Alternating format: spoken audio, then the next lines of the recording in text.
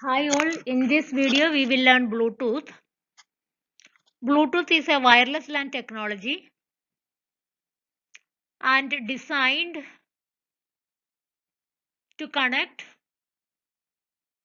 devices of different functions such as telephones, notebooks, computers, cameras, printers, coffee makers and so on.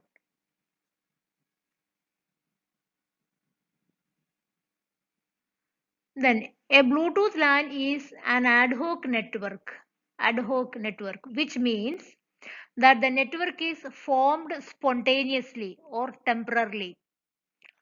And we can configure a network for a short period of time, and after the usage, it can be dismantled.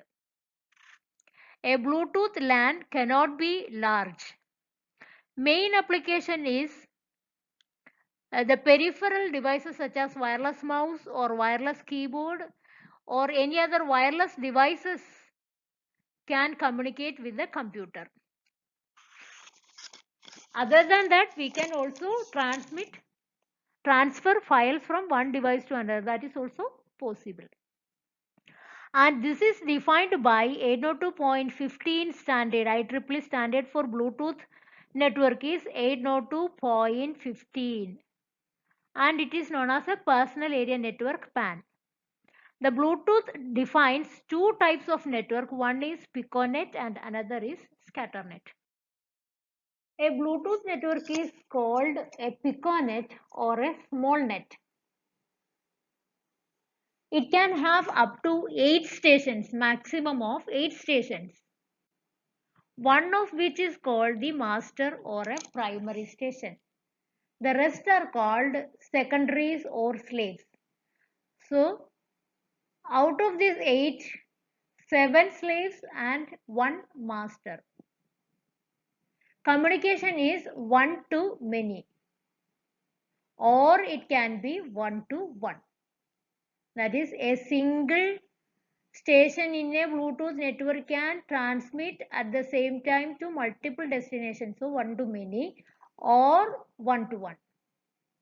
Slaves synchronize their clocks and hopping sequences with the master. But an additional 8 slaves can stay in a parked state, which means they can be synchronized with the master but cannot take part in the communication until it is moved from the parked state. So a parked station means it is a member of the Bluetooth network but is not in active mode. At a time, 7 active slaves and 1 master will be there. So extra 8 parked stations, they can involve or they can actively participate, then any one of the active stations go into parked mode. Then another type of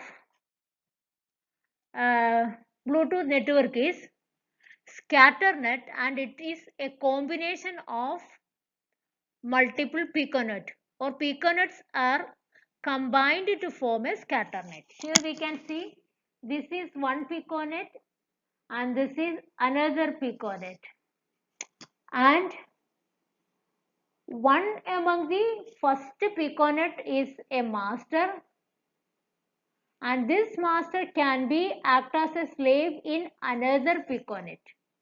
So this together will known as a scatternet. So this station can act as primary station of this Bluetooth network and it can act as a secondary station of this network. A station can be a member of two piconets. A station can be a member of two piconets. Bluetooth devices has a built-in short-range radio transmitter. Current data rate is 1 Mbps to 2.4 GHz bandwidth.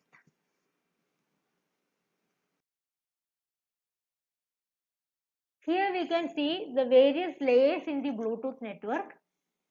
As we studied in the previous classes, we have OSI with 7 layers, and TCP/IP with 5 layers.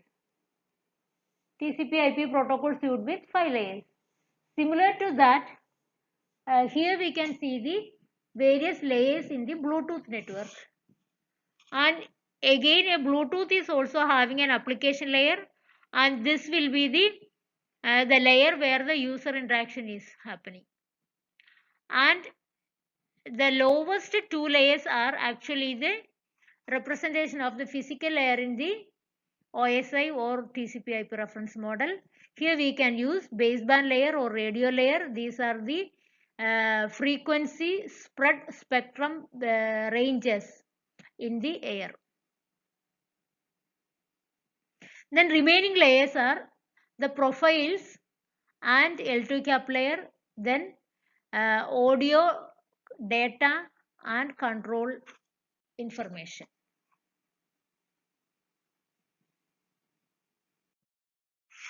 So what is radio layer? It is roughly equivalent to the physical layer. And it uses 2.4 gigahertz ISM band, and it is divided into 79 channels of 1 megahertz each. You just remember this sentence, that's it. No need to worry about the frequency ranges of each of these spread spectrum. So just remember the frequency ranges of the Bluetooth. And the physical links can be synchronous or asynchronous.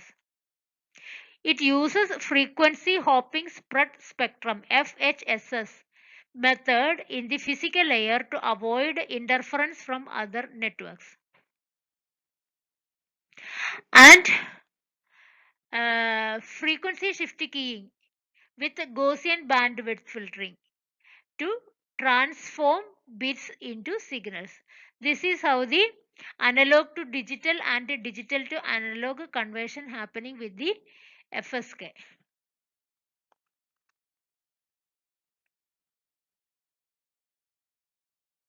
Then baseband layer is equivalent to max sublayer, that is they are accessing the frequency spread spectrum. And the access method used here is time division multiplexing. Actually, in the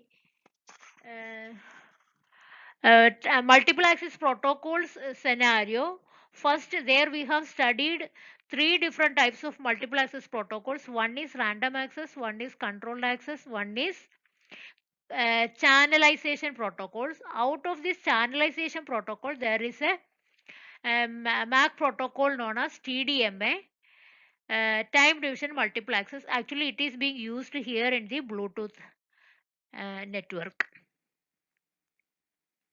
The primary and the secondary stations communicate with each other using the time slot, that is a time division multiplexes. That is, each one of the stations are assigned a particular time slots, that is a time division multiple access. Communication is between primary and secondary. Secondaries cannot communicate each other. If you remember the previous figure, we can see there one primary station and 7 secondary stations. So one secondary cannot communicate with another secondary directly.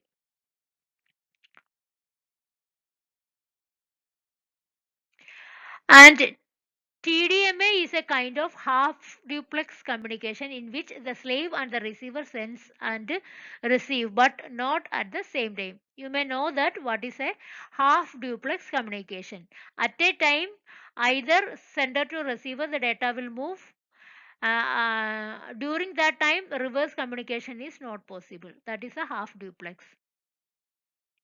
However, the communication for each direction uses different hops or different carrier frequencies. That is, from a secondary station to a master station, primary station, this communication using one frequency range, and the reverse communication is using another frequency ranges.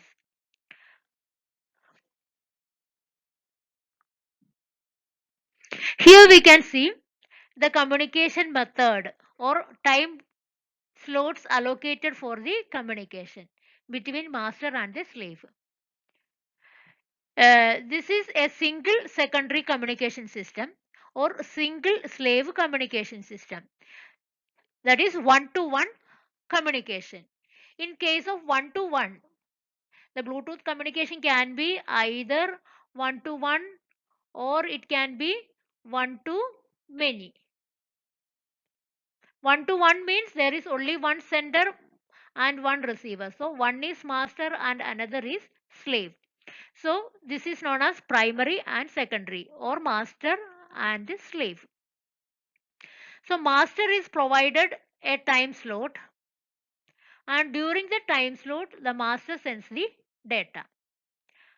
Then the next time slot is for the secondary. So secondary is transmitting data. The next chance is for primary. The next is for secondary, and in each hop one among them will be provided the chance. One of them will be provided the chance.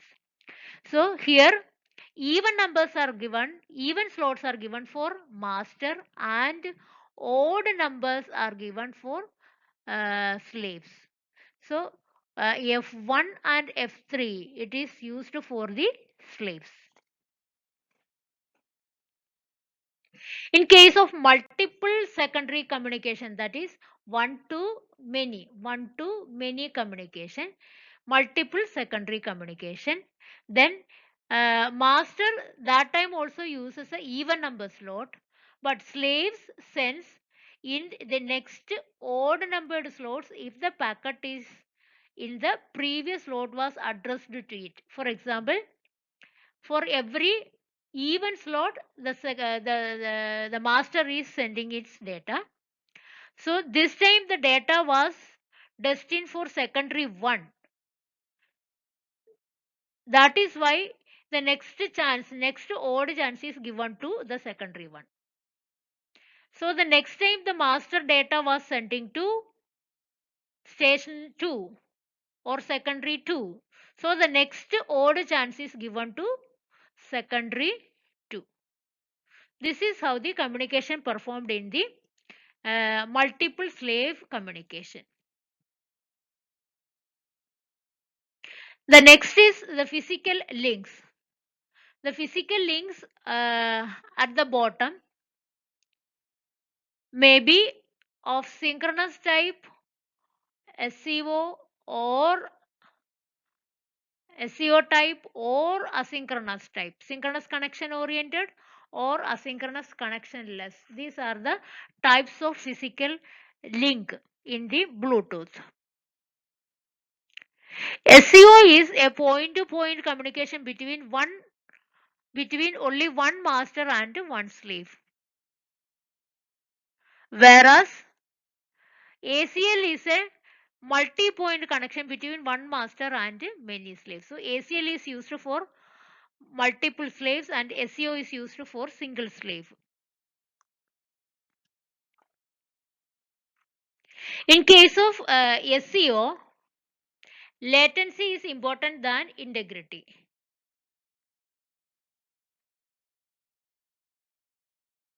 The transmission using different slots and no retransmission.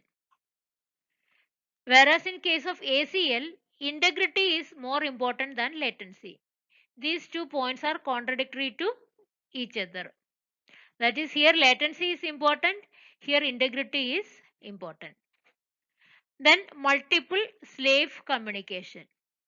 Here it is single slave communication. Here retransmission is performed, here no retransmission is performed. Another layer in Bluetooth layered architecture is L2 cap layer. L2 cap layer using a data format of L2 cap data packet format, having length, channel ID and data control. The LLC and the adaptation protocol. That is the meaning of L2 cap.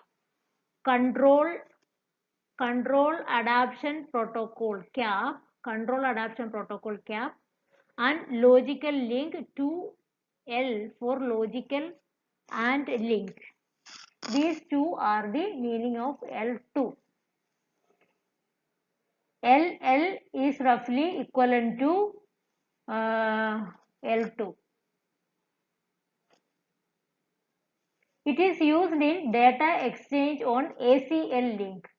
In the previous slide, we have seen ACL link for asynchronous communication, and SCO channels do not use L2 cap, that is single sender, single receiver. One-to-one communication uses SCO, there L2 cap is absent. Then what is ACL and what is SCO? ACL stands for asynchronous connectionless and SCO stands for connection oriented. And the length field specifies the size of the data coming from the upper layer. So the maximum size is 65,535 bytes. And it can do multiplexing, segmentation and reassembling, quality service, group management. All the activities are performed by the L2 cap layer. The channel ID identifies a unique identifier for the virtual channel created at this level. That is a temporary number for this particular spontaneous network.